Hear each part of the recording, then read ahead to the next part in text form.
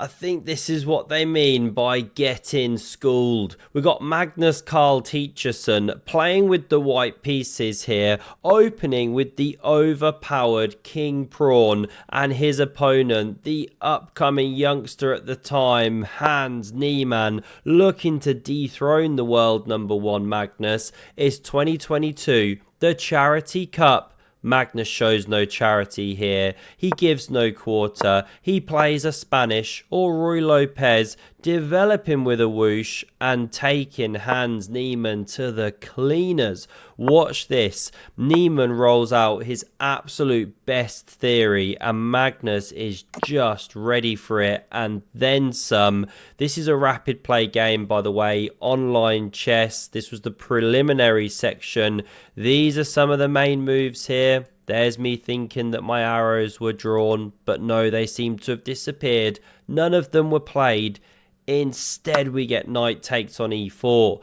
Now, this is known as the open Spanish game. The reason for that eludes me. Do help me out in the comments. It was a favourite of Vishy Anand, many other top players. Rook e1 looks like the move, right? And it's definitely playable, but this is even stronger.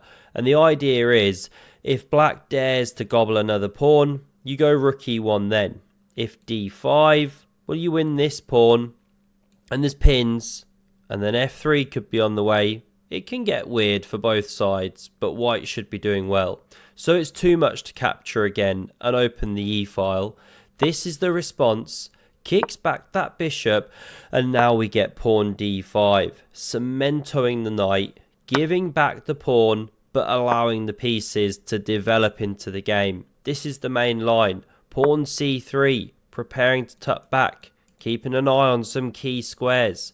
Now we get this bishop developing to the most aggressive diagonal, and this knight develops here. Sometimes queen d3 selected, queen e2 if you want to get really weird. This is the game. Mainline Magnus, we don't often see it, but he sure knows his stuff. Now he whispers, stack my bishop, and Niemann prepares with his home-cooked, tried and tested grandmother theory. Knight takes on f2.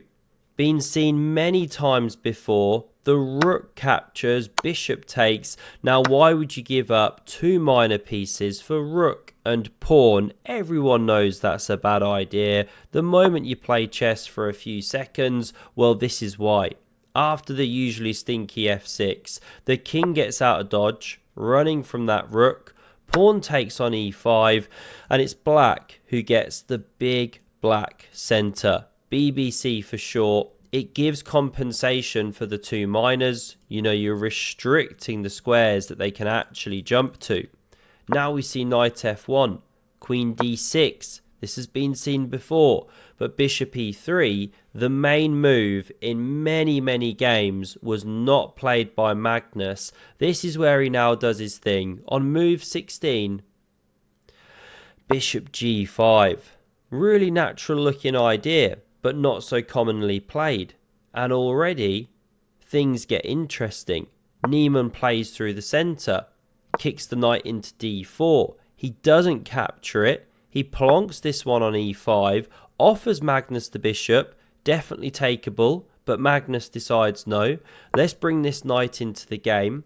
And surely now, after bishop d7 played, preparing c5, bishop h4 spinning around, you've got to be playing pawn c5 here. Now, if it was played, wasn't, we're in the back cave, you can either go bishop b3 and give back the piece, but get a nice attack in the centre, or drop the knight back like this. It's a different game. It's roughly level apparently, but that wasn't selected. This was played by Hans Niemann, and it's actually a blunder. Can you see why? I will reveal the move in a moment, but the problem here is that although you attack two pieces and it looks great, it works if you do this as white. It gets really passive.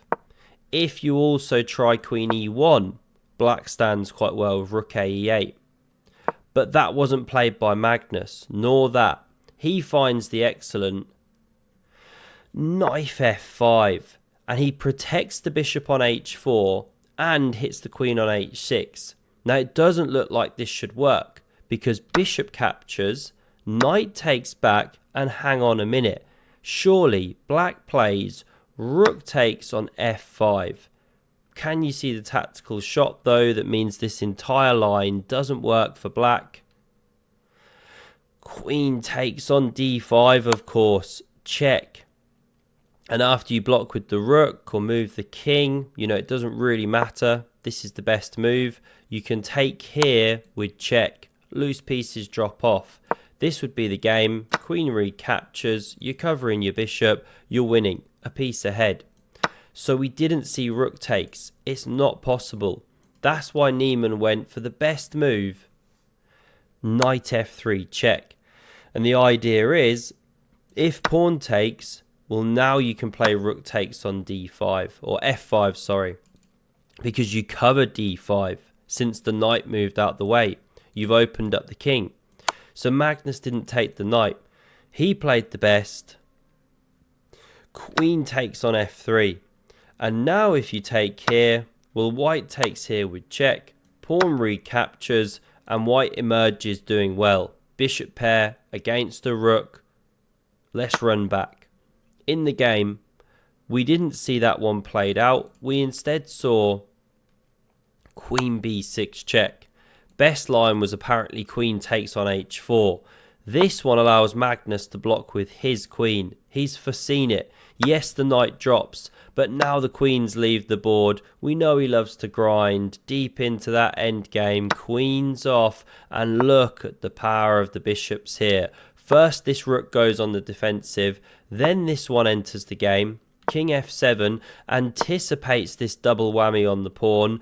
Looks like Niemann's got it covered, but watch this. Magnus, in the most incredible shape back in 2022, goes ahead and whispers, "Do you even rook lift, bro?"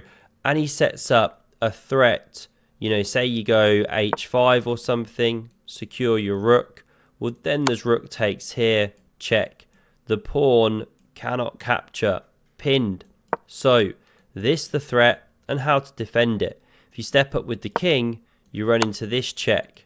Problems. Rook e5, check, or not check, but skewered. Rook check, let's call it. A wreck. Now let's run back. None of those moves working. So Niemann drops off with the king, but this is hopeless. Rook now takes, the entire centre collapsing, the bishop's having fun, and before you can say, show me how former world champions get some nuts, we see the space gained. Now we see takes. What's the idea? Well, it's opening lines for the rook. Don't sleep on that threat. You know, say you do this, check, you're losing your bishop. So that's why takes. Now you've vacated a square for the king, also won a pawn, just for good measure. Check, this one gobbled. Magnus now takes in the centre, daring Niemann to take the b pawn and hit his bishop. Of course this loses too. Bishop c5 check, and it's bye-bye rookie. So let's run back. We don't want to make those rookie mistakes. King e6 was played instead, stepping out of the checks, but bishop a5 ended the game. Magnus hugely up on time, and if Niemann plays something like this, well, you can take on h7, and long term you can bounce round, win this pawn. White just has too many pawns for black to contend with. The bishops are too powerful. It's a lost endgame. Magnus brutally destroying Hans Niemann. It's so one-sided early on in their career. To be honest, all of the last 3 years. Hope you enjoyed this one. Do have a look at the video on screen if you want to see another epic Magnus Hans battle. And I hope to see you again soon. Cheers.